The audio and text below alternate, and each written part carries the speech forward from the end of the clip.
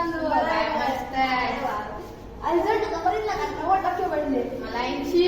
तुझी मम्मी तर मला 35. अरे मला 80 म्हणली मम्मी. फोन केला मी तर माझी मम्मी म्हणली 35 पडले. बाय किती वाटत लागतं तू?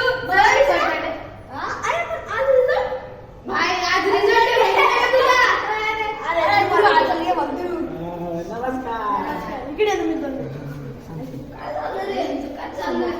आता माझा एक्झाम बघायचा आहे. जर कमी मार्क पडले म्हणजे एका विषयात फेल झालो तर बोल जय हरी.